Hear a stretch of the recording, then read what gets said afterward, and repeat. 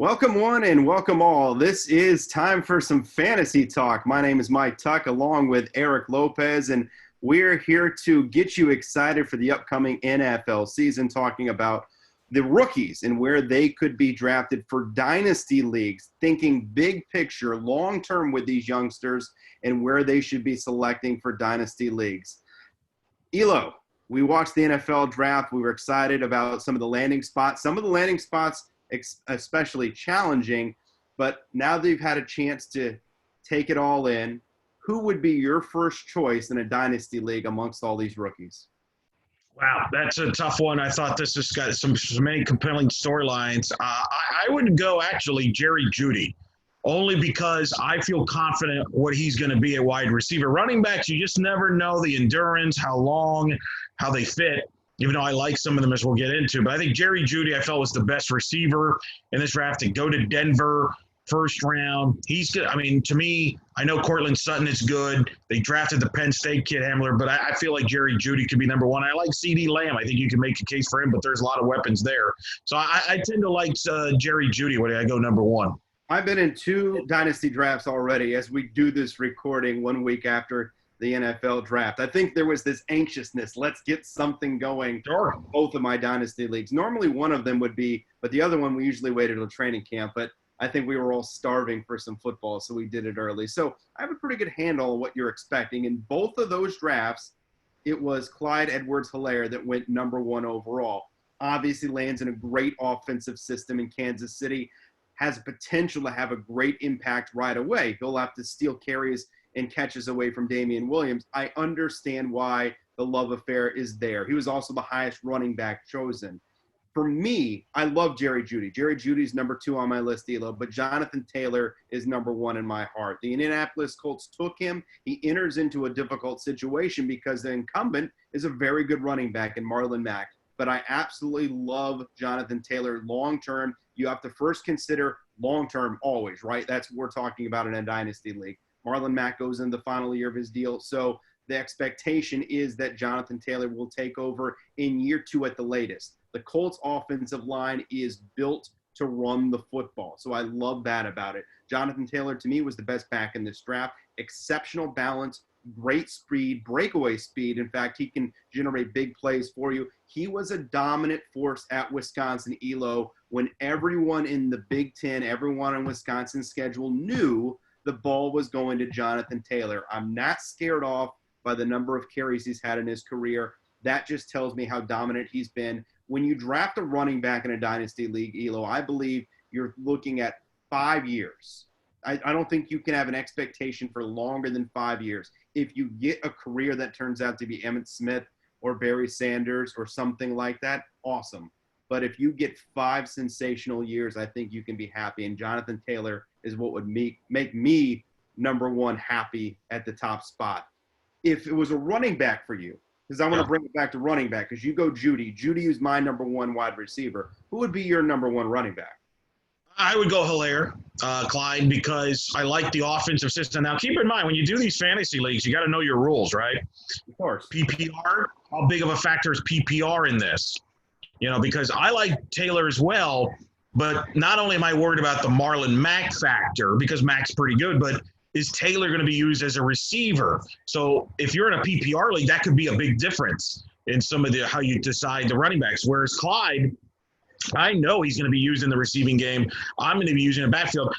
You could make the argument he should be number one. The only thing is running backs, you're always – you're not sure how they pan out long-term, like you said. And sometimes, look at Leonard Fournette, right? Like, I think if we did this 3-4 years ago, the year that Fournette's draft, a lot of people would have probably taken McCaffrey and Fournette 1-2 in their dynasty drafts, right? Well, if you're McCaffrey, you're looking great. But if you have Fournette in a dynasty, you're kind of nervous right now. Maybe he hasn't lived up to what you thought he would be. So that's my only concern about Clyde is he could – can he live up to the hype? Because he's going to get a lot of hype. I mean, clearly, based on your two drafts. But you do like that system. I like the fact they mentioned in the NFL draft that I guess they compared him to Brian Westbrook and Andy Reid, that he thought he was going to be better than Brian Westbrook. And Brian Westbrook is a fantasy legend. All right, try to take it from a guy who's had. I don't know if I'd go. I don't know if I go legend. He was a perennial top 10 player. Yeah, and I had won many championships thanks to Brian Westbrook. So in my eyes, he's a legend. So that sparked with me. You know who Jonathan Taylor reminds me of sincerely? Yeah. Ricky Williams. Sure. He reminds me of Ricky Williams, the good Ricky Williams, the smoking a lot of weed Ricky Williams I'm talking about, but an outstanding football player for the Saints and then eventually for the Dolphins in the NFL. And I think that that's the kind of career he can have. But look, I get it. I think early on what I've seen is Clyde Edwards-Helaire getting the edge. And I think people are fascinated by Kansas City's scheme. I think they are pumped up about his pass catching opportunities there. When we think about the first round as a whole, Elo, I think what I've seen is Edwards-Helaire go 1, Taylor's gone 2, and then number 3 off the board has been Swift, who ends up in Detroit. He's going to have an opportunity to compete to start, but he does have to eclipse Kerryon Johnson, who will just be going into his 3rd year. So not quite as cut and dry as Taylor's situation. What do you think about Swift's landing spot, and where would you put him on your ranking? Yeah, I think that's a pretty accurate in the running backs, right? Because, I mean, there's questions about Kerryon Johnson's health, his knee. Swift is a tremendous talent. Maybe he could be more of a receiving back than, say, Kerryon is. Detroit, it just seems it doesn't work out ever in Detroit, right? I mean, the only thing I don't like there is when are they actually going to commit to running the football? I think that's always been the problem here. They've always been an aired-out team. But I don't disagree with Swift being at 3 because although I like J.K. Dobbins at Baltimore, he's going to be the clear, at best, backup to Ingram. How long is that going to take? I mean, that could take a while. I mean, for people that drafted Kamara, for example, in the Dynasty League a few years back, right, you had to deal with the Mark Ingram factor. So if you're drafting a J.K. Dobbins, you're in the same boat. You're like, I got to hope Mark Ingram pulls down an injury or something, or I'm just going to have to deal with the fact he's going to be splitting time. A kid that I'm fascinated about, and this is not just Dynasty, but I think it's one of the more interesting, fascinating fantasy football stories is the LA Rams backfield situation. And because I like Cam Akers. He's been the only bright spot for Florida State football the last few years. That's it. Like, he was fun to watch. He had nothing around him. It was a disaster around him. But he gets drafted to the Rams. Todd Gurley is gone. You have Malcolm Brown, who they like. He's kind of the veteran, but I don't think he's anything special. You got Darrell Henderson, who they drafted last year from Memphis, who has a lot of upside. But now they take Cam Akers. It's going to be fascinating how McVay uses his backs going into the season with no Gurley. Does Akers perhaps get an opportunity to become the guy there? He can catch the football and run the football. I'm very fascinated by that. That's one to follow because I think that position can be very productive in LA there with that offensive system. The question is, are you betting on Akers to be that guy, or are you maybe in Dynasty draft last year? Do you believe so in Darrell Henderson that some people may have taken last year based on his type in Memphis? But I don't have a strong answer on that, but I am fascinated by that how that all plays out. Well, one thing that is disappointing, I think, from a fantasy perspective, even in a Dynasty league where you are planning for down the road, you want production now, clearly, and that's always going to be the tendency to draft those guys higher. No one enters a situation where they're automatically going to be the starter as a running back. Taylor's going to have to compete for carries with Marlon Mack.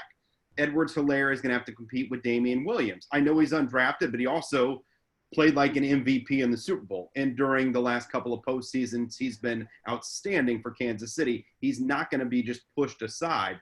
DeAndre Swift, same situation. Kerryon Johnson is there. You're right. He's been injured. Maybe that's going to provide an opportunity. Certainly the superior pass catcher. So at the very least, he's going to be on the field. Cam Akers, I agree. He's a more complete back, I believe, than Darrell Henderson. In fact, if you're being 100% honest with yourself, the better Memphis running back in the NFL was clearly Tony Pollard last year as Zeke Elliott's backup in Dallas. It was Henderson drafted as the explosive player, but it was Pollard that showed explosive running on the field. Henderson lacked that second gear, that burst. And the other thing about the Rams, too, I'd be a little bit cautious of is they look like they're a team in decline. We've seen how their offseason has gone. We've looked at their offensive line. It is not good in comparison to the others. Whereas the one thing you would give credit for Dobbins, he has a much taller climb to get to the top of the ladder. We didn't even mention Gus Edwards, right? Who is going to be who he's battling for backup duties in Baltimore. So we don't even know how much he'll see the field in year one.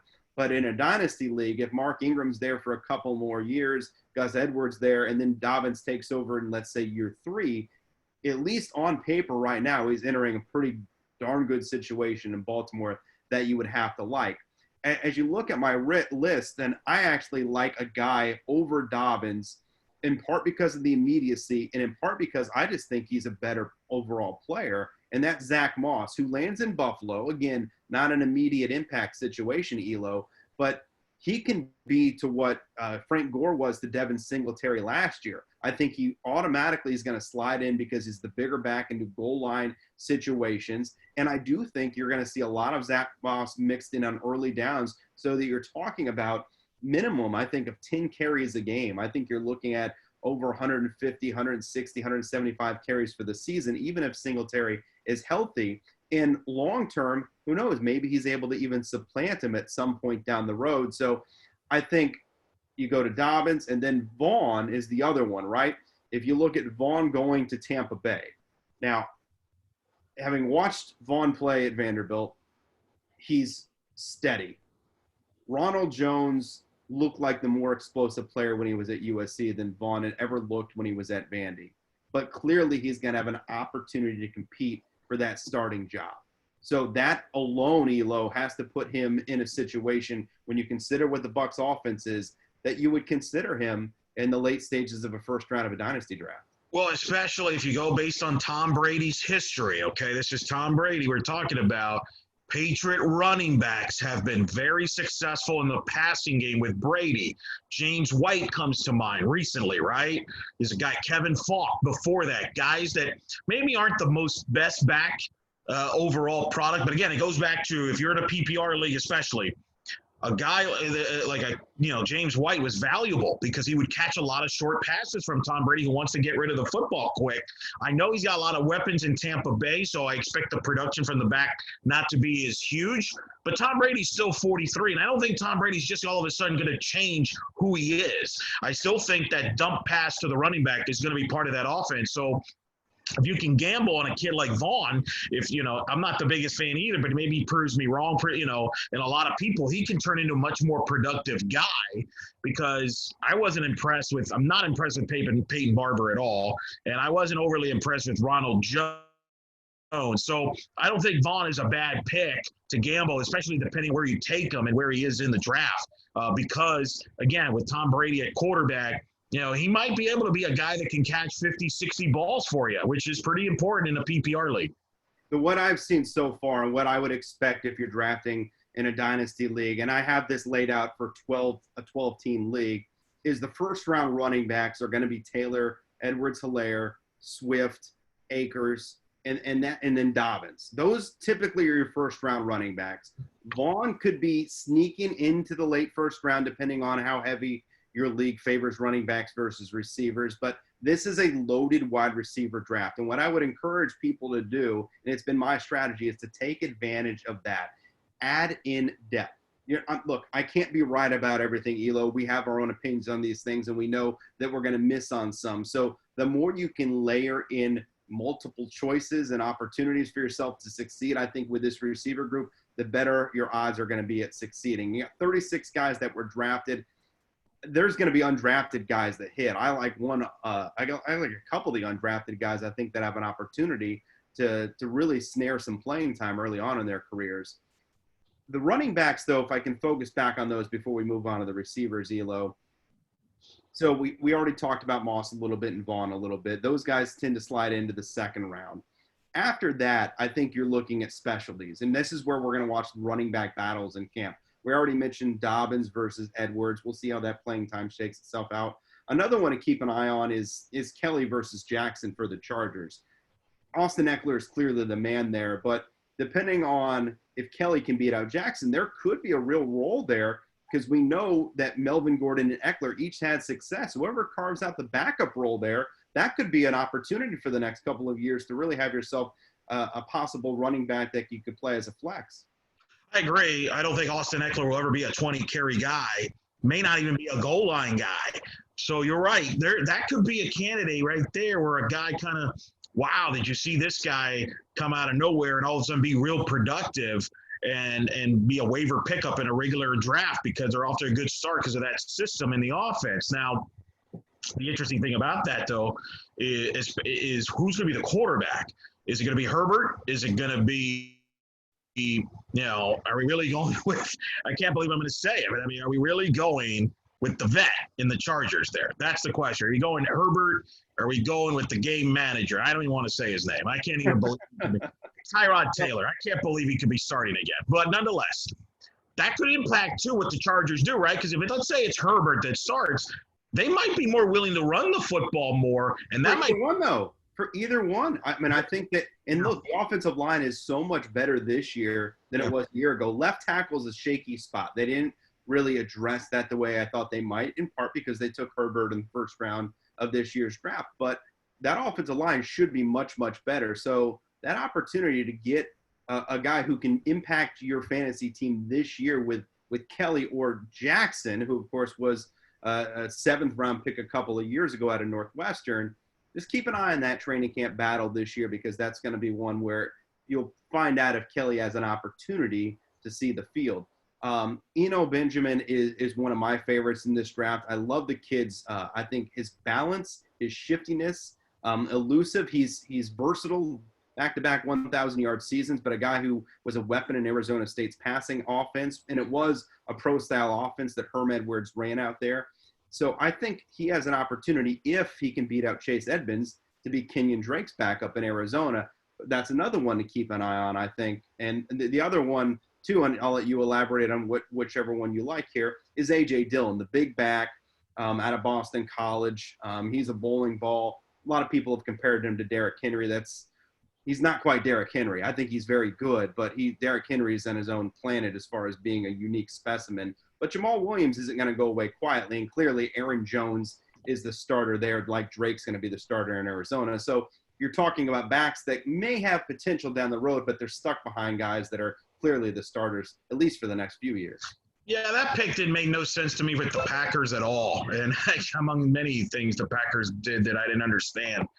I don't have confidence in that. I think Aaron Jones is, unless you think Aaron Jones is a fluke or, Williams is going to disappear, I just don't know where Dillon fits right away. And that's frustrating because he could be a guy that literally doesn't get a lot of touches early, even though based on where he's drafted, you would think he will be involved. It's such a confusing situation, though, that I don't know if I want to deal with a headache dealing with that on a weekly basis. Like, oh, hey, let's read up. Oh, he might get more touches this week, and it ends up being 4 touches. I think for all these guys that we're mentioning now, depending on the length of your draft, and one of mine was 3 and the other one was 4 rounds, you're going to get these guys drafted very clearly if you go even 3 rounds. If you go 4 rounds, they're all going to be drafted at some point. They're the prospects that are going to be sitting on your bench, though. The only way that A.J. Dillon or Benjamin or Kelly are going to have an impact this year is if the starter, I think, really gets hurt or nicked up during the year. Then you could see them get carries. But there are some other guys that I think you keep an eye on. Darrington Evans is one of those. He inserts himself into a really a perfect situation to get an immediate result in Tennessee. Clearly, Derrick Henry's the man there. But Evans, the Appalachian State runner, explosive, fast, game breaker kind of back, is going to be the third down back. There's not really even competition for him because Dion Lewis has shuffled off to the New York Giants this offseason. So right. Darrington Evans is the guy that I targeted and got because he's the backup, and he also is going to have a role immediately with the Tennessee Titans this upcoming year. And another guy that kind of could slide into a similar situation is Michael Pirine with the New York Jets. You look at what they have behind Le'Veon Bell. It's Dixon, Cannon, Adams. It's like the who's who of guys that have been backup 3rd string, 4th string running backs on teams. Sometimes it's the situation you land in. Yeah, that's not a bad spot to be with the Jets. I agree. And I think those 2 spots are interesting because do you really expect Derrick Henry to have that workload again? You know what I mean? You would think they kind of laid off a little bit. So I kind of agree with you there as far as somebody that could take some carries there or get some touches. I don't know if Derrick Henry will be there, especially if you're the Titans.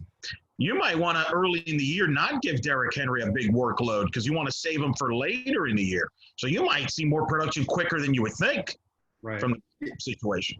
Yeah, no, I could see them protecting Henry. And really for all these running backs, you're talking about second or third round guys in dynasty leagues. Another guy who is a late pick in a dynasty league, but is intriguing, is a guy who's going to change positions and maybe even change it again at some point. Lynn Bowden, who switched over to play quarterback last year for Kentucky ELO. There's not much there after Josh Jacobs. DeAndre Washington's in Kansas City now competing for snaps in a very, very crowded backfield now. Jalen Richard is there and Bowden. So if Bowden's able to be at a Richard, he could be a third down receiving back and maybe even a guy that sprinkles in the offense in other places. You know, Bowden, depending on how well he can transition to that role, I don't think he's the guy you invest a first or a second round pick in a dynasty league in because he's never going to be a starting running back in this league. But if you're just looking for depth in a guy who may be able to contribute, and maybe if you have Josh Jacobs, then that's a guy perhaps that you would target. Yeah, I think that's a factor too, depending on who you have as your backs, is maybe, hey, I'm just going to handcuff this situation just to play it safe on there. But it's always tricky to kind of figure out these guys that are changing positions. You just don't know how to, you know, kind of what to expect there. Right. Is there a back that intrigues you as a later back, not one of the obvious early ones, but either one of the ones that we've mentioned or one maybe that we haven't mentioned yet? Let me look real quick here at the list that stands out maybe that we haven't talked about. And you know, his situation would be probably how about Warren, the Cincinnati kid. Oh, I watched him. That's mine, Elo. Michael Warren. And part of it is just landing in a good situation. And he didn't get drafted, but he goes and gets picked up by Philadelphia. And he's competing. I know they signed Corey Clement this week. He's competing against Boston Scott and Corey Clement to back up Miles Sanders there. And he is a bulldozing back who scored 33 touchdowns the last 2 years. You want to look for a guy, I think, especially later in fantasy dynasty leagues. Hey, can they carve out a role? You may not get in the third or fourth round of a dynasty draft anybody. You can lock into a Terry McLaurin, right? That's what a lot of people did last year. He was a third round pick. Yeah. And I think both of my leagues last year, and he hit. You know, he was a hit for the Redskins. He's a guy that is going to be on fantasy rosters this year in redraft leagues, undoubtedly, because he's the Redskins' #1 guy. I think Mike Warren's the kind of guy that can carve out a role because you're not going to hit that lottery ticket very often. Can you get a guy that can have a role? And in running games in the modern NFL, if you can be a 1B or 1C, sometimes that can be enough to make you at least roster reliable in somebody you would want to have. Well, it's funny you bring up the Eagles situation because on the most recent episode of the Black and Gold Banneret podcast, cheap plug there, check out blackandgoldbanneret.com, myself, Jeff Sharon, and Brian Murphy, we talked a lot about the Eagle backfield situation. That's where Adrian Killing signed as a free agent post-draft. And we discussed the depth that Doug Peterson is one of the coaches that you want to have if you're an unrestricted free agent. Because I think Doug Peterson's the type that would use you no matter what your situation is, as long as you can play. And I think he's shown that in Philadelphia with his, hey, he'll play any backs that are available. He played Greg Ward at wide receiver at the end of last year due to injuries. He's not afraid to come up with things that might work to a certain player. So a kid like Warren, who has proven that can be a between the tackles guy, I liked at Cincinnati, maybe steals the spot there, maybe ends up being the backup there, or even a kid like Adrian Killings, just from the standpoint of this kid's fast. If your leagues have reward you for fantasy and special teams, he could be a kid that maybe gets some return yards and return touchdown opportunities and be a receiving back like a Darren Sproles was in that offense. So I think there's two backs there to keep an eye on Philadelphia, just because Doug Peterson, like Andy Reid, tends to be a little creative, and he might use a guy for gadget plays that could be, pay off from a fantasy standpoint. All right, let's move over to a less relevant position in most fantasy leagues is the quarterback position. Most people drafting in a dynasty league probably have their starter already. They probably have 2 or 3 quarterbacks on their roster. Maybe they have a superstar, maybe they have a developmental, and a lot of you maybe you've even lucked into multiple guys because you took a Lamar Jackson like in a third round, and you already had a Russell Wilson, and now you got two superstars as your quarterbacks on your roster. And that usually causes quarterbacks to tumble in dynasty leagues. Not very often do you have somebody that gets drafted high. What I've seen in my draft so far is Joe Burrow's been an early second and in one, and a late first in the other. And Tua Tagovailoa has been a mid second and a late second. And then the other quarterbacks have gone very, very late, like at the very end of the third round, very end of the fourth round. So there's not a whole lot to glean from that. But long-term, Elo, do you see a potential star down the road out of any of these guys in this class? Yeah, I mean, I think that this could be a really good class. I mean, if you're Joe Burrow, I think could be really good if Cincinnati surrounds him with the right guy. So I don't have a problem if you want to take him. I'm a Tua guy. I think he has a chance to be the best guy in this draft, so you might take him now because he could be pricey down the road if he proves that he's healthy. I understand the concern there, but I do like Tua because I think Miami's going to build around him. I'm not even opposed to Herbert just because of that all the talent in the Chargers. I mean, he could pay dividends more than people think. So while I wouldn't go crazy, I do think this is actually a very good quarterback draft down the road. I think we could get guys that even in regular draft and fantasy football seasons could be a nice, decent backup option to be a spot starter. I would not be surprised. And obviously a lot depends on what you see. But look at Cincinnati, for example. They released Andy Dalton just like that, which shocked me a little bit. I thought they would hold on to him with the uncertainty. Well, clearly that Joe Burrow's going to start. And to me, I think he could be a kid that you'd be taking as a backup quarterback at the end of a regular draft. Forget dynasty, just a regular draft, and stash him there with a guy that's already proven because he might be productive right away with Cincinnati. So I think he's clearly the number one dynasty quarterback. I think with two, I think you may have a little pause because of the injury, but I like those three long term there. And you know I know you'll get into who else we like, but I think those three. From a quarterback standpoint, does stand out long term, where I think teams will be aggressive to take them, especially as we learn more about each situation as we get closer to, depending on when your draft takes place, because that always does play a factor. I think what you have to look at when you're drafting in a dynasty league at quarterback is you have to get them on the field sooner than later. You don't want to sit on a guy. Like, it's hard to draft Jordan Love unless you have Aaron Rodgers, quite frankly, because there's no date that Jordan Love's going to play. So it's hard to just have a roster spot dedicated to a player who is not going to contribute anything to your bottom line. The same thing could be said about Jalen Hurts. I'm higher on Hurts, and especially in fantasy format, because of his running ability and what he brings to the table there. He could end up being the highest scoring quarterback of these guys that they all to play next year, just because of that running ability. That's what moved Josh Allen up. Josh Allen isn't a top 10 quarterback in the NFL, but he's a top 10 in fantasy because of that running ability he brings to the table. So I'm not drafting Hurts either unless I have Carson Wentz. And then maybe I'm taking Jalen Hurts in the if you have 3 rounds, then at the end of the third round would be ideal. You might even get him undrafted. It depends on your league format and how big your roster space is, I think. But the other 3 guys are all going to go, and I would agree. I think it's pretty easy to say the order they should go in is the order they were drafted in part because I think Burrow gets on the field first. He should be starting week 1.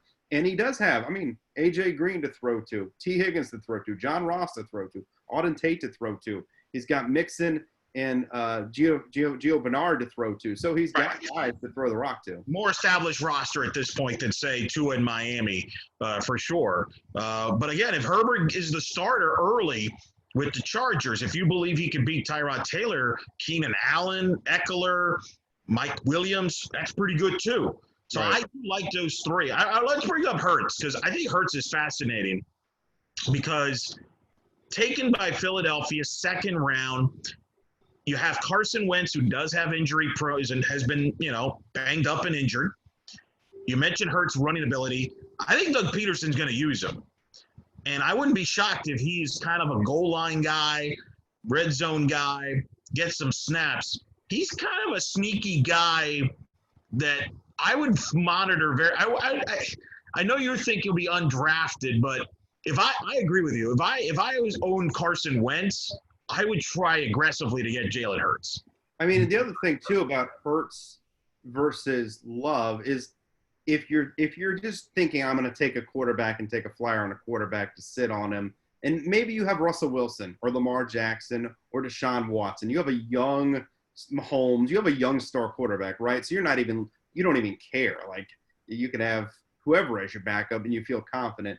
Then I think that you could sit on a Love, because let's remind ourselves, Aaron Rodgers is 36. Playing till you're 42, 43, like we're seeing Brady and Breeze do, isn't normal. I mean, we could be in the final couple of years. People feel that he had a drop-off in production last year, depending on what stats you want to look at with Aaron Rodgers. If you believe in the QBR and all that stuff, I'm not saying you should. We but could attribute that to the guys he was throwing to as well, I think. I agree. I tend to agree with you on that. But, do you believe the hype that Aaron Rodgers in Green Bay is headed for a divorce here, kind of like Tom Brady in New England? Well, if that's the case, then Jordan Love might be on the field sooner than we might think, maybe a couple years from now. I mean, it is funny how, Dynasty leagues were probably not popular 15 years ago, but it would have been interesting how we would have handled Aaron Rodgers, right? With Brett Favre there, would you have shied away because Brett Favre's there? Or are you thinking, hey, let me take a gamble here because they took a kid in the first round and maybe Brett Favre retires sooner or later or departs Green Bay? So there's that risk-reward thing. Do you kind of value, right? Are you a big risk taker in Dynasty League, or do you tend to be more conservative? Might also impact some of your decisions here. Yeah, and I think it always comes back to your own roster as well. How many quarterbacks are you rostering? Who do you have? Like, do you have a replacement plan in place? Like, for me, in one of my leagues, I have Deshaun Watson. So I went in and I didn't really care about Burrow or Tua or any of these guys. I did have in one of my leagues, Jacob Eason got taken. The guy has Phillip Rivers as his second or third quarterback. So in a way, it might be a handing off of the baton. If you believe in the talent, you have to always believe it, especially at quarterback. You can be under-talented as a running back. An opportunity can make you successful. If you're under-talented as a quarterback, it doesn't matter if you get the opportunity. You're not going to have it very long. You get shown the door really quickly. So that could be the problem with Eason. I haven't seen any quarterbacks other than those guys that we've mentioned, though, drafted so far. So it's really no Jake Fromm? No Jake Fromm. No one further down on the list. No one's even in a position. In fact, even on my list, I have Cole McDonald ahead of him. Cole McDonald has a great opportunity to win the backup job to Ryan Tannehill in Tennessee. So I would easily take McDonald over Fromm. If you'd have to have a roster of, honestly, about 35 deep. My leagues are 30, and there's no room to take a backup quarterback. Yeah. You're already rostering 3 or 4 starters, so there's no point really in taking a backup. That's a guy you add if an injury happens during the year and you feel like you need to go out there and get a guy. Sure. Let's move to receivers. This was one of the deepest receiver drafts in NFL history, quite frankly. You heard a lot of experts say it. Jerry Jeudy was my number one guy. He's your number one guy. Let's get this out of the way early. When you look at immediate impact, Jerry Jeudy's going to start. I mean, there's no competition for Jerry Jeudy starting. He's going to be the starter at the Z, opposite of Cortland Sutton in Denver. There's no competition there. A guy that I love, the talent-wise, that I think he ended up in a great situation is Denzel Mims. I got Denzel Mims in both my Dynasty leagues, and I can't be more excited about it. He gets a young quarterback in Sam Darnold, and he could very easily catapult himself to the number one option there. Jamison Crowder is a nice receiver that catches a lot of balls, but he's nobody's number one option. Denzel Mims is a guy that is not going to have competition from day one and should be high on your board regardless. Justin Jefferson goes to Minnesota, Elo. They vacate Stephon Diggs. Jefferson should be a starter from the minute he jumps into training camp opposite Adam Thielen and 2 wide receiver sets. Michael Pittman Jr. in Indianapolis. And this is not the order I'm ranking them. I'm speaking to the guys that are stepping on the field first day of practice and are starters. Michael Pittman Jr. in Indy should be the starter opposite T.Y. Hilton. That's a great opportunity to succeed, especially when you think about what a Frank Reich offense likes to do. And then you have another guy who I think is going to be a starter, but not a starter in a traditional sense, and that is Antonio Gibson, who goes to Washington. I think he's going to be kind of a hybrid running back receiver. They're listing him as a receiver, Elo. And what I see is a guy that's going to be a third down tailback and a slot receiver at times. He scored 14 touchdowns last year at Memphis. I mean, there's a touchdown scoring machine. It's hard to to really wrap your head around, I think, what his potential is like for his career.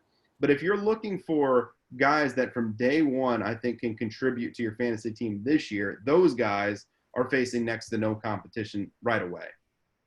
Great. I think all those guys, for the reasons you brought up, I think make valid points. I would almost even throw Jalen Reagor from Philadelphia, only because, how much does Alshon Jeffrey really have left? Are you really? If Alshon's there, Alshon's starting. Right. But are you at some point? If Deshaun Jackson's there, I would think Jackson's starting.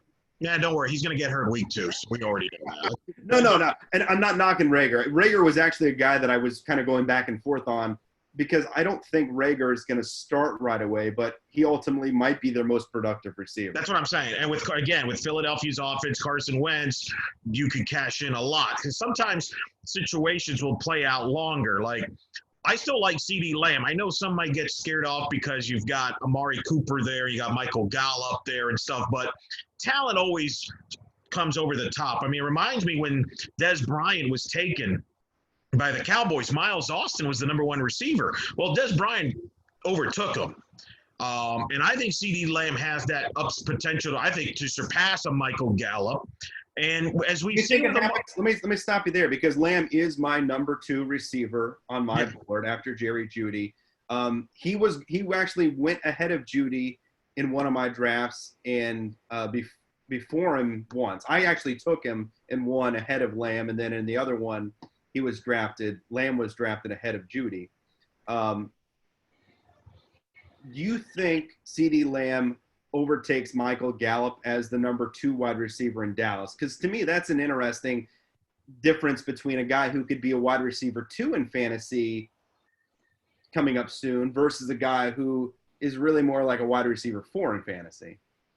I agree. Yes. No, I do. I think he could surpass him. I'm also curious to see if they use CeeDee Lamb on special teams, maybe punt returns. Again, if your league has special, you get rewarded for special. I would think they would. He has that experience. I agree. So I think that's important. And it goes back to, and we have to emphasize this every time we do one of these fantasy shows, know your rules because you can exploit it. Right? Like if you know you can get points via the special teams aspect of it, that could be the difference maker. I've played in leagues where I've benefited from a cornerback that returns punts because now I'm getting additional points from a defensive player in a defensive league, in an IDP league. You know what I mean? Right. And you can do the same with offensive guys. That could be the difference. I mean, Wes Welker, in his early days, when he was in Miami, especially, and then early in New England, was always got a lot of fantasy points because of special teams, because he was a punt returner. Yeah. Jarvis Landry, I remember, before he became just this PPR monster. Derek Mason was that way, man. Derek Mason, when he started off in Tennessee, if you get return yardage, and because the touchdowns don't come very much, you might get 1 or 2 if you have a great year, but the yardage can add up really fast. So, of course, you have to be looking at that as a possibility. So, there are a few guys like Lamb. Ayuk could contribute in that area. I could see Reagor contributing in that area. Who else would be a guy? Perhaps Hamler could contribute in that area. I don't know how it's going to shake out in Baltimore. I don't know any other ones that are no, but that's why. Actually, I will give you one. Peoples-Jones was a punt returner day 1 at Michigan, and he will be the punt returner for the Cleveland Browns. I'd be very surprised if he's not. And that's a very interesting situation for a guy that is an elite athlete that never performed as an elite receiver, even at a big school like Michigan. But he lands in a great spot, Elo. He lands in a terrific spot because other than Beckham and Landry, that third wide receiver competition is Ratley, Higgins, and him. Like, there's not much separating Peoples-Jones from getting playing time. And if we factor in special teams in that kind of a league, he should be a guy that could be an easily a 3rd round pick. And I think in most fantasy leagues that go 3 or 4 rounds. What about Ruggs? Ruggs is interesting. Okay, so let's go to Ruggs next. Ruggs was the first receiver off the board, which surprised a lot of people. He has been drafted, though, like I think that NFL fans probably would have thought he would be drafted in the draft. he's been either the fourth or fifth receiver off the board in my fantasy leagues. It has been Lamb and Judy 1 and 1A. And then after that, it has been kind of a little bit of, I think Rager was in one. And I think the other one was Jefferson. And then Pittman went off the board. And then Ayuk went off the board. Like, Ruggs has been like fourth or fifth guy going off the board. And what do you think of his situation? Because him and Brian Edwards, we're not even bringing up Lynn Bowden, who might get third down receiving responsibilities. But Brian Edwards, the South Carolina receiver, and Henry Ruggs, the Bama receiver. They have Tyrell Williams, Nelson Aguilar, Hunter Renfrow would be considered their 1, 2, 3 before these rookies come in. How do you think that playing time shakes out here this year and moving forward? Yeah, I mean, it's an interesting fit with Ruggs. I'm fascinated how they're going to use him. And, again, because he can return punts too. He could be a special teams guy too. They might start him there early and then work his way into the receiving core. That one, I think people are good. I would shy away. It's tricky because we don't know who the long-term quarterback is there. Is it Derek Carr? Is it Marcus Mariota? Is it somebody else?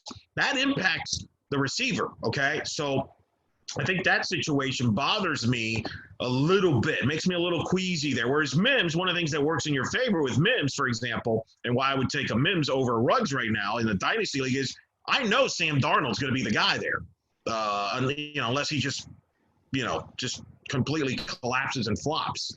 I like Jefferson's situation in Minnesota because I know Kirk Cousins is going to be there, and I know that the situation at Jefferson is going to be probably the number 2. Opposite of Thielen, we know that's a productive position in Minnesota. So those are short things, whereas with Ruggs, I mean, I could see him being great one week and disappear the next week. You could tell me a year or two from now, boy, Mike Mayock nailed it again. He proved us all wrong. He nailed it. Or we could say, wow, they really whiffed on that one badly. So Ruggs is fascinating from that standpoint. Yeah, I mean, I think he's going to get on the field. He's going to play. I just don't know that I love the long-term prognosis. The quarterback angle of it is an interesting one as well, especially knowing that – and I'm a Derek Carr fan, but one of his strengths is not throwing the ball down the field. Although if you look at Ruggs' numbers in college, he wasn't a vertical threat. It doesn't matter that he's fast. He was more catch the ball underneath and then run really fast away from people, really was his strength in college. So – how they even deploy Henry Ruggs will be interesting. And look, I won't be surprised if Brian Edwards ends up being the better receiver of the two. And he might be the guy that eventually takes over for Tyrell Williams there in Oakland. But that's going to be an interesting camp battle to watch. Another first-round receiver, Brandon Ayuk, in San Francisco. I think the expectation is, anyway, that he's going to start. But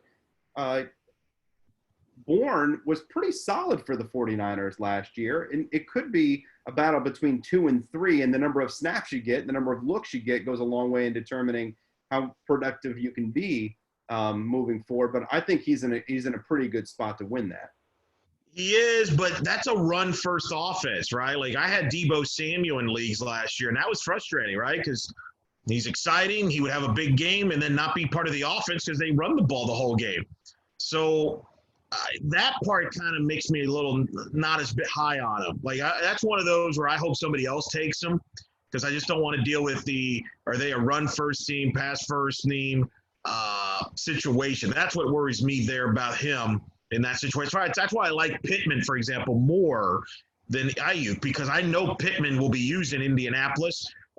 Even though it's Phillip Rivers, and I'm not a Phillip Rivers fan. The culture is I am a fan of Frank Wright in that situation. So regardless whether it's Phillip Rivers, Jacoby Brissett, Jacob Eason, or some other quarterback in the future, I think the offensive system will still benefit the receiver. So I actually like Pittman more over Ayuk, for example, and guys like that. So I rather take guys like that later or a couple other guys that I really like later, like a T. Higgins, who's in Cincinnati. I know A.J. Green's there, but A.J. Green, how much does he have left in the tank? T. Higgins was a playmaker in Clemson with Joe Burrow. I could see T. Higgins being a factor there and being part of the future there with Boyd and Burrow more than A.J. Green, who might be on his last legs. I will say this, in my experience now with these two leagues that I've done, that Judy and Lamb are clearly the first two guys off the board. After that, it really becomes this hodgepodge of what do you like between Mims, Jefferson, Ayuk, Pittman, Rager, Ruggs, and Higgins. That's the group. That's the group. Those are guys that are going first round into the early to mid second round. That is a big group. And look, they all have upside. Like there's all the reasons to be excited about all of them early and down the road, I think, for all those guys. After that, Elo, I can tell you, it becomes wide open. And I've even gone back and forth on my own mind on how I would rank these guys long term. And a lot of it has to do with the positions they're in and the expectations they might have. You look at some of these battles and like Van Jefferson, he's got a great opportunity perhaps to be the fourth wide receiver. If he proves to be better than Josh Reynolds, then he could see the field this year. You look at a guy like Tyler Johnson, who I'm a huge fan of coming out of Minnesota. He's only really got to beat out Scotty Miller to be in the top three in Tampa. And I think he can. But he's also going to be a very clear number 4 or 5 option in that passing offense too. So there's some downside with that versus how about an Antonio Gandy Golden who has to compete with Kelvin Harmon, the second-year receiver out of NC State, to perhaps start and be the number 2 option in that passing attack in Washington. Granted, it's the number 2 option in the passing attack in Washington. So you have to weigh kind of the pluses and minuses of the offense and how you see it playing out long-term as well. Another guy that I have ranked really highly, and you can see if you look in my rankings where it goes Higgins, and then it comes to be quite a bit of a drop-off here before you get down to the end of the second round where I have Chase Claypool. Oh, I love Chase Claypool. I'm not sure Claypool is a receiver long-term. I'm still not 100% convinced of that, but Pittsburgh's going to put him there. He's going to compete with James Washington in theory to be the outside receiver in this offense.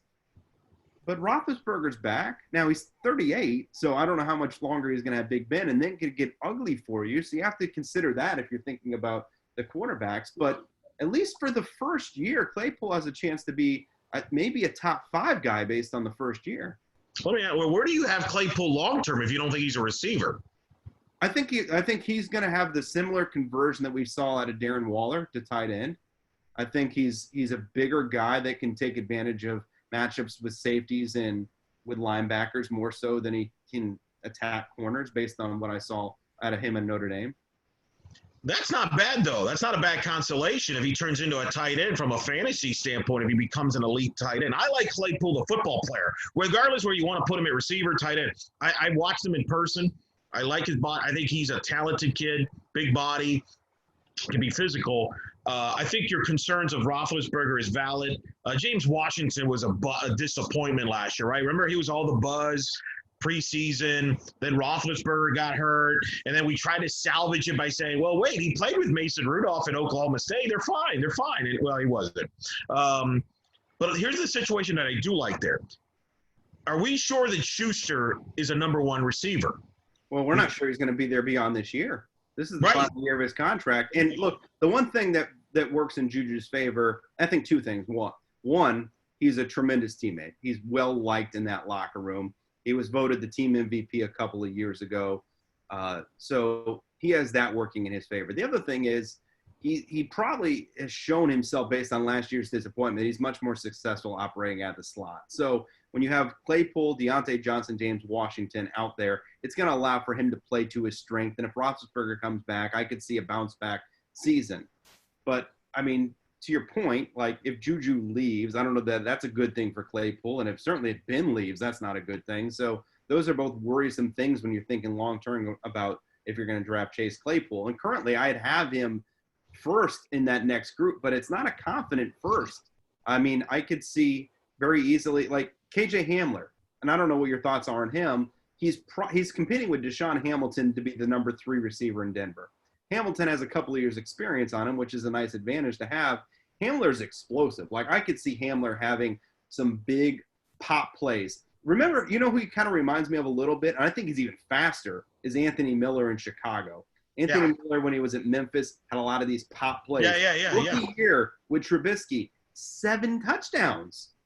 he only caught like 30-something passes, but 7 touchdowns. Right. I think Hamler could have that similar kind of, maybe he only catches 40 balls, but maybe he has 5 or 6 touchdowns. Well, and then do you believe in Drew Lock? Do you believe? Because I think Denver clearly, their draft was, we're going to be explosive because we're going to have to score points if we want to knock off the Chiefs.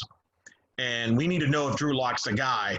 I think they're going to be a very dynamic offense potentially. If you believe in Drew Lock, then I think you should, take Hamler higher. Because as we've seen in Kansas City, you may not have the frequency of touches, but you're always a viable fantasy guy, right? Like the youngster Hardman caught like 40 balls, but he was dynamic. So you want to have guys that can break a play or two here. And if you got a guy like Hamler could fit that role for Denver, maybe he's not the frequent, consistent, hey, I'm going to get you 8, 10, 12 points a week right away, but he's a kid that can blow up for you on a fantasy playoff week that can make the difference for you, like an Anthony Miller did last year down the stretch in some leagues. So that's where I do agree with you. I do like Hamler more than Claypool, although I think Claypool, it's interesting, right? Because Claypool might be a better value in a regular draft than a dynasty draft. Because I kind of agree with you. I think Claypool can make an immediate impact right away, but then drop off depending on what happens to that quarterback. We've seen that with receivers in the past. I don't want to compare him to Michael Clayton. Remember, Michael Clayton in Tampa was a stud the first year and then flamed out. I'm not saying he's that. But it wouldn't shock me if a Claypool, depending on what happens in Pittsburgh, his best years is this right now. And then as years go, he's like, man, we overdrafted him type of thing. What do you think of this middle? Because I can tell you it gets really dicey. A lot of backup running backs go. When you get into the mid to late second round is when it starts to really open up wildly, where some people take quarterbacks, some people take the backup running backs, and then some people target the receivers. But in having done 2 drafts, I'm telling you, there is no order. You got Claypool, Gibson, Johnson, Hamler, Edwards. Even if you throw in, I'm a big Cephas fan. If you throw in Davis, Gandy Golden, Duvernay, Chenault, I like Chenault, by the way, as a sleeper guy. And here's why. Let me make the case for him. I watched him in Colorado. He was always stood out on the field. Just didn't have consistency around it. But I thought he stood out on the field. I know it's Jacksonville, so we're kind of nervous there. I know Chark is there, but are we sold that Chark's the real deal long term? We don't know. You are. Okay. Yeah, 100%. That dude is built to be a top 15 receiver in this league. But you would expect teams to pay attention to him more moving forward. Like they're going to treat him like a number 1 guy. So their defenses are going to focus on him. So the question now becomes, who's opposite of him? Now, I know D.D. Westbrook's there, but has D.D. Westbrook done anything that stands out like, whoa, that guy is a standout number 2? No. I think, and then you're going to have, I'm assuming Gardner Minshew will be the guy to start the year, right? I think we can agree about at this point that this is going to be a Gardner Minshew year. And maybe, just maybe, if it works out for them, and if you're a conspiracy guy, if you take a guy like Chenault, at receiver, maybe a year from now, his quarterback is a guy named Trevor Lawrence, and all of a sudden his stock goes up a little high as a dynasty league too. So I actually like him. I like him in Jackson. I just don't like the player. I love what you're selling me about the situation, but I don't like the player. You're talking about a guy that the comp to me is Cordero Patterson. He caught 75% of his balls within 5 yards of the line of scrimmage or behind. Like, he is a guy that runs after the catch. He is heavily reliant on getting the ball in his hands and making plays, but not somebody that is a precise route runner, not somebody that challenges corners down the field with consistency. And look, they had good quarterback play. Montez could throw it. He's in a training camp. Like, they could throw the ball a little bit. He's just not a guy that I think is going to evolve into being a great receiver in this league. And I've seen him at ESPN's website. I think they have him 12th in dynasty leagues. Like, he's barely a draftable player for me. I got 4 rounds here, and he's at the bottom of the 3rd round for me before I'd even consider him. But you would agree on this. You don't have to be a great receiver to be a very productive, important fantasy player. So while you might be right that and remember, I think Jacksonville is going to be behind a lot. They're going to be behind a lot. They're going to be throwing a lot, I think. But This year, is he going to beat out Chris Conley? Chris Conley is kind of a perennially kind of underrated guy. Not that he's good, but he's certainly a good enough receiver in the NFL that, he's probably a top like 90 receiver, which puts him in like a top 3 range for any team. So I'm not even sure he's supplanting Conley or Westbrook in this team's offense going we'll in. see. I will see. I like him more than you do. I'm not even They convinced. also drafted, for the record, they also drafted Colin Johnson, who's got a 6'6" frame running down the field from Texas. So, like, there are other options there in Jacksonville to throw the ball to as well. I'll tell you what is a fascinating one to me that could be a sneak, and neither guy is getting drafted, but it could be very sneaky value, one of these guys you're adding, because as much you talked about the Chargers' weapons, right? The Chargers' weapons are what? Keenan Allen, Mike Williams, right? The receivers, Hunter Henry, tight end. Yeah, and then Hunter Henry, the tight end, then you go Austin Eckler. Run. You stop at 2 receivers. You know why? Because they only have 2 receivers. Sure. So a matchup to keep an eye on is Joe Reed, the kid out of Virginia, and KJ Hill, the kid out of Ohio State, competing for opportunities to be the 3rd wide receiver in this offense. Now, you could be dealing with Tyrod Taylor or a rookie at quarterback, but you start thinking long-term here. If Herbert pops, like the 3rd receiver in that offense could eventually become the 2nd receiver in that offense because Keenan Allen's not a spring chicken anymore. And Mike Williams is also coming up on a contract season, so he may not be in the long-term picture either. So that's an interesting one to me that I like Hill out of the slot. I don't think he's imposing, going to be an eventual star in this league, but he could be a productive player in this league, especially if he's provided with good quarterback play, that you could see a guy like that be a productive fantasy asset. So that's another one. I'll give you 2 long shots, and then you tell me if there are any long shots on the board for you, right? So Donovan Peoples-Jones, who I already brought up, not much competition in Cleveland, great athlete, very good receivers to follow as far as their work ethic is concerned. Think what you want about Beckham and or Landry. Those guys work hard, and they're really, really talented. 2 guys that he can learn a lot from. New offensive coordinator. I think there's a lot to be excited about. He'll contribute on special teams right away. And then the other one, and it may just come down to strictly health, but you brought up quarterback Elo. And when you're thinking about Dynasty League, I think that's really smart to think about who's going to be the quarterback throwing you the ball.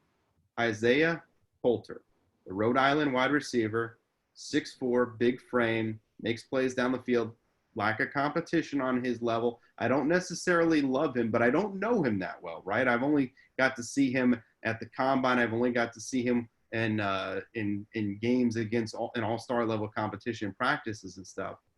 But in Houston, he has Deshaun Watson, who could throw him the ball. And here's what's in front of him. An aging Randall Cobb, Kenny Stills, who can't stay healthy, Will Fuller, who can't stay healthy, and Brandon Cooks, who unfortunately has concussion problems and can't stay healthy. He ain't seeing the field if everyone's there, but Sure. a year from now, or maybe even this year because of health reasons, maybe Isaiah Coulter becomes a guy that suddenly we know very well. So those are my 2 long shots. If you're drafting late, say 3rd round or 4th round, and you're like, I don't know, I just want to buy a lottery ticket, those would be my lottery tickets. What about you? Oh, well, all right. So I'll sound as a little bit of a homer of a lottery ticket, but I'll go Gabe Davis to start. Buffalo. I know Stephon Diggs just got there. We'll see if him and Josh Allen is a fit or not. After that, what do you got? Cole Beasley, a possession receiver. You got, what do you have after that? There's not a lot of super standouts there. John Brown had a top 15 fantasy season last season. Yeah, there. But Gabe Davis, big target. I'm not saying I would draft him, but somebody that could kind of, whoa, where did that guy come from type of deal, be a red zone target. He could be a guy that I'm finding kind of interested to see how he fits. I think he's a nice pairing with Josh Allen, and I'll tell you, I took him late 3rd in the first of my 2 drafts. Yeah. Same as Quintus Cephas. Like, that's another guy that I like a lot. Yep. Look, the Ohio State corners, my own eyes are what sold me on him. He makes plays on the ball when it's in the air. He has sticky fingers. He goes up and attacks it. He's not a big frame. He's only like 6'1", 205, but he just knows how to play. He doesn't have all the measurables that you look for, but the Ohio State corners, after they played Wisconsin in the Big Ten title game, said he was the best receiver they played all year. Both those guys got drafted in the first round, Elo. Sometimes you just have to listen to what other players say. So well, no, that's another guy that I would target like third round or fourth round, depending on – and I've seen him go third and fourth, so it really could be either one. He's But I like Gabe Davis, too. I think Gabe Davis with Josh Allen could be a nice combination down the field. Yeah, no, Cephas was the second guy I was going to mention because, I mean, look at Detroit. They throw the football a lot, right? What do you know, I think he's a guy that can certainly be a role there as a 2 or a 3 because what do you got? You got Galladay and then what? Jones only has another year or so there. Right. So sometimes you have to look at contracts. You have to think about who's in the long-term picture for a team. And Danny Amendola is the guy in the slot. Now, Cephas isn't going to be a slot receiver, although he did play all over the field. He could play there. I don't think that's where his strength is. So I see him maybe as a Marvin Jones replacement within a year or two. Yeah, I agree with that. Let me give you one way out of left field, but it's something you know well. Way out of left field. Jeff Thomas signed with the Patriots, free agent. We both watched him in Miami. I saw him in person. Fast receiver. I think looked really good. Shaky quarterback situation at Miami. I look at New England's wide receivers. Who stands out there past Edelman, right? I know you got a rookie. You're gonna have a young quarterback, obviously a new starter.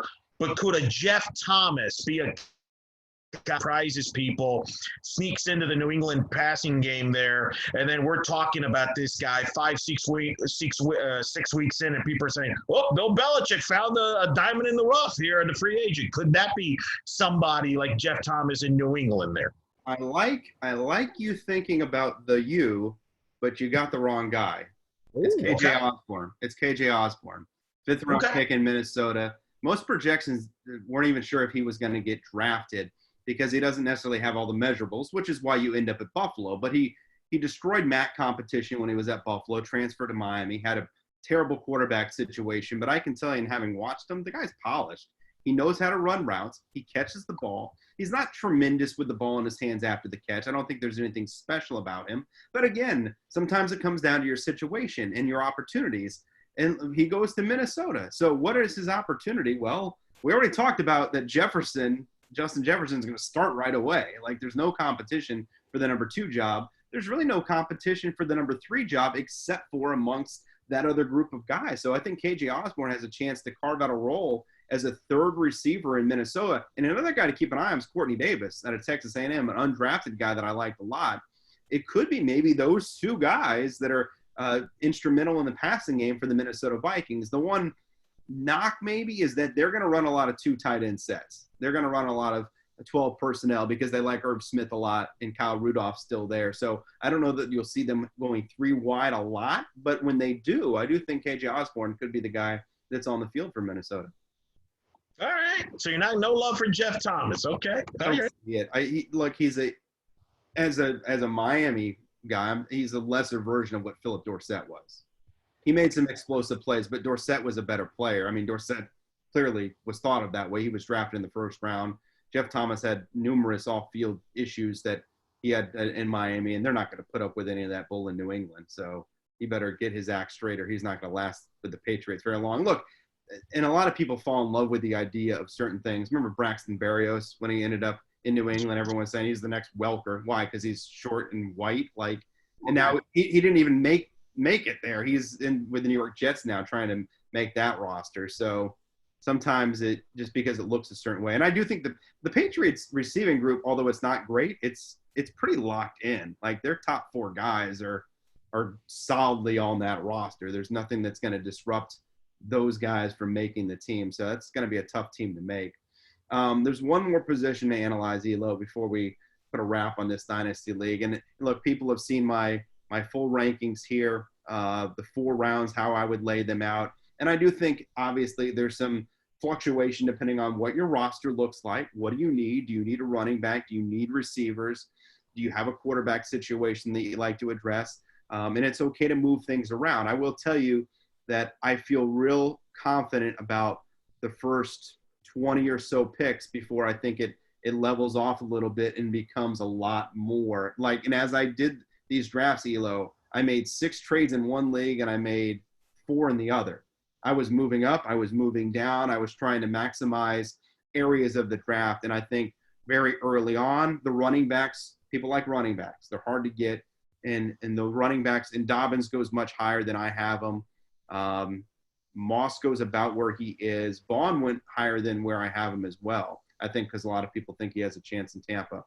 The receivers at the top go where they go, and then this middle group goes in all in this area. So it's kind of beauty in the eye of the beholder for those. But then after that, it becomes quite the crapshoot. I'm in a 4-round draft that is not quite concluded yet, Elo. Or excuse me, a 3-round draft that's not quite concluded yet. And there hasn't been a tight end chosen. So it's not a very good tight end group. The Notre Dame tight end, Cole Kmet, is going to a crowded situation in Chicago. He may barely see the field even the first year. I do think the kid has talent. He's the number 1 guy. For me, I could see him very easily a year from now being a clear starter for the Bears. What do you think about this tight end group? Would you even invest a pick?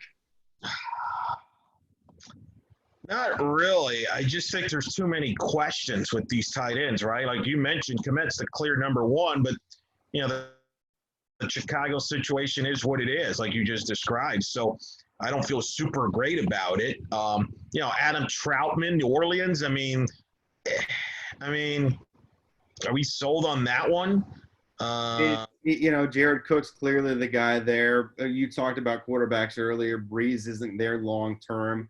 I did like, in watching the All-Star game, I did like what I saw out of Troutman. Obviously, I didn't watch him play at Dayton, but he looked the part. He looks like he can play in the NFL.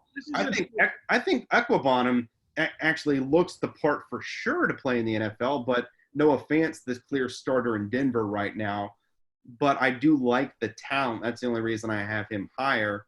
The 2 guys that I think are New England here, CSC and Keene, each could carve out roles for the Patriots. Not that I think they'll be fantasy viable this year, but I could see where either of them could be a waiver wire guy this year for a team. Maybe, especially with the New England, you know, past history with tight ends, productive tight ends in the past, maybe. Let me go back to Troutman one quick. The one thing I will say about that, who do you believe will be the Saints quarterback post-Breeze? Will it be Taysom Hill? Will it be Jameis Winston? Because if it's Hill, does Troutman maybe take up some of the role from that Hill has and be that versatile guy and be used more offensively than we think? So from a dynasty standpoint, that could play a factor as far as if you're really interested in the tight end position, maybe Troutman with that offense, Sean Payton, maybe he's kind of the Taysom Hill guy of the offense where he pops up in these certain situations, especially if you believe Taysom Hill will be the quarterback long term. I'm just going to throw that out there. I'm not saying jump at him, but if you have to, if you force me to say take a tight end long term, maybe I would look at that just because of the Sean Payton in New Orleans. They took him for a reason. They moved up to try to get him for a reason. I don't think they took him just to sit him on the bench. Yeah. No, it's a situation I wouldn't invest any capital in. Like I said, I've seen Troutman and Kmet and CSC have been the only 3 guys that have been taken. They were all in the 4-round league. Yeah. And I think Kmet might have gone in the 3rd and the other 2 were in the 4th. So if you're going that deep, you can add some depth. I don't think you're getting anything out of anybody this year.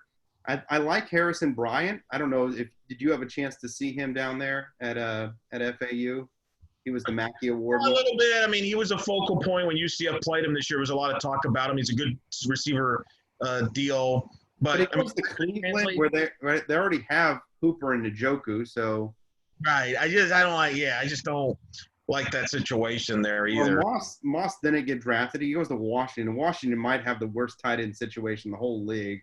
I don't think Moss is any good. I don't think he's really an NFL tight end, with all due respect to his dad and even what he did in helping LSU win a national championship. But it's not a terrible situation, but not one that I would invest anything in. Hunter Bryant is the one that is interesting to me because what worries me is I don't think Detroit's, as they are sitting, are the long-term future of Detroit. But if they're trying to model themselves after New England, then you could see where TJ Hawkinson would be the Gronk and Hunter Bryant would be the Aaron Hernandez, because that's who Hunter Bryant, on a best case scenario, reminds you of. He's a smaller tight end who runs really well out of the University of Washington, a terrific athlete. I don't think he's Aaron Hernandez good. You're not handing the ball to him out of the backfield like the Patriots did at times with Hernandez. But first comes sneaky production as a guy who's only going to be a backup tight end, but is going to play a lot of maybe slot receiver and get some playing time that way. Hunter Bryant might be a wild card that you could look back on and say, well, okay, I could see where that guy could be productive. Maybe, but I've been Detroit tight ends in the past, so I usually shy away from them. Those Eric Ebron hype years of Detroit and others. You just had to wait for the 1 year in Indianapolis. That's all. That's right. That's all I get. Yeah, I think it's so hard for tight ends now, especially when teams are going more 3 and 4 wide, right? It's just hard unless you're just a tight end that just stands out above everybody else. Yeah, it's funny. You don't even have Parkinson listed because he's in. But what is he? Good pedigree in Stanford and with tight ends production. Russell Wilson, maybe, but I agree with you. They're like 5 deep at tight end to the point where they took. That's the problem. They took the kid out of LSU, the backup tight end, and they're going to make him a receiver allegedly. Right. So it's like, man, there's just too many bodies to overcome. And honestly, I get where Stanford has produced some quality tight ends to the NFL, but I don't think he's in the same caliber as those guys. I agree 100% with that. But to me, this group this year of rookies, I don't know that you're going to get any immediate superstar impact. And we might do one of these. We're talking about a redraft one, so I don't want to get into that too much. But I don't know that you're going to immediate dividends out of anybody. But I think big picture, I do think there are potentially anywhere between 5 to 10 guys that could evolve into wide receiver 1s or 2s that are guys that are going to be top 25 receivers in the NFL within the next 2 to 3 years. And I think some of those paths are clearer than others. I think a guy like Judy's path is very clear. I think Lamb's path's very clear. I think Mims, Jefferson, Pittman, I think all these guys have very easy paths to that. In Ayuk, I think they all could get there within a couple of years. The running backs, I think the group at the top, they have competition in year 1. How will they do against competition in year 1? Will they take over in year 2? That's what you're banking on. I think for Taylor, Edwards-Helaire, Swift, Akers, Dobbins, I think that's what you're looking at.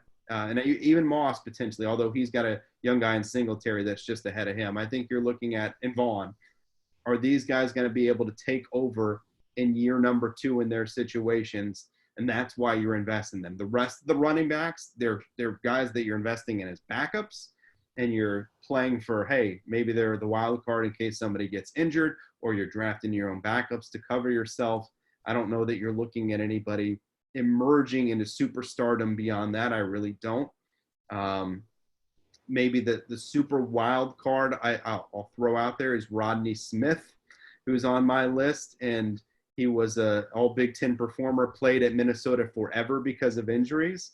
Had a very nice season last year for the Golden Gophers, and is competing with a smorgasbord of guys to be the caddy for Christian McCaffrey in Carolina. So, maybe you throw a guy out like there late, but I don't know that you're looking at – I think the superstardom in this class, Elo, when we look back on it, I think we're going to have more guys that are wide receivers that elevate into wide receiver 1s than we're going to have running backs and elevate into running back 1s. From a dynasty standpoint, this is the type of draft where this is where you're replacing the Larry Fitzgeralds if you have them on a roster, or if you have an Odell Beckham and you're worried about that his best football is behind him or whatever. This is the draft where you build up those wideouts and maybe move on from certain guys that you have currently on your roster. Absolutely. Yeah. No, and to me, I kind of look in that late 20s age bracket. If you're under 27, 28, you're still getting it done, then that's great. the hardest decisions are to make on the superstars that are getting up 29, 30 years old, the Julio Jones, the AJ Greens of the world. Those are guys that they're still super productive, and you have to weigh, are they worth more to you as the player they are now, or would you rather just invest in the younger player who you're not going to get much out of now, but maybe in 2 or 3 years you're going to see that production eclipse. So this is fun, Elo. It's kind of cool looking ahead to the fantasy football season coming up. I tell you, for me personally, it was a nice getaway to do these fantasy drafts this week and to start thinking about football a little bit. And now we're just going to cross our fingers. We're going to get some sports here coming out. Well, we're going to have the NFL schedule coming out this week, later on this week, reportedly. So we'll have a schedule to actually analyze that could impact some of your fantasy rankings, depending if you're a believer in the scheduling and the bye weeks and things like that, because obviously it's always fascinating what teams are on a bye and things like that. So we'll have some more information coming out on that. And like you said, hopefully some sports right after that. Yeah, well, maybe we'll make some NFL predictions. Whoa, it's getting good. That could be it. Hopefully that'll be fun. That'll be 14 playoff teams this year. I know, multiple playoff teams. That's pretty good. We'll see. But it was fun. He's Eric Lopez, at Eric Lopez Elo on the Twitter machine. Black and gold banneret for all your UCF Knights coverage. Anything else? Yeah, that's mostly what I'm doing. I'm doing some projects for them, podcast-wise, doing stuff there. And then, obviously I do softball coverage on for In the Circle there. And then who knows? I mean, just other freelance opportunities whenever that pops up again. But, just keep it there for all the latest there. So, I mean, and then if you like Last Dance tweets during the Last Dance, then I'm also there for as well. If you have any fantasy football dynasty questions or even redraft questions you want to send our way, you can hit us up on Twitter. I'm at Mike Tuck Sports. Thanks for tuning in, and would love to hear some feedback on your thoughts for the upcoming fantasy football season. Until next time, have a good night.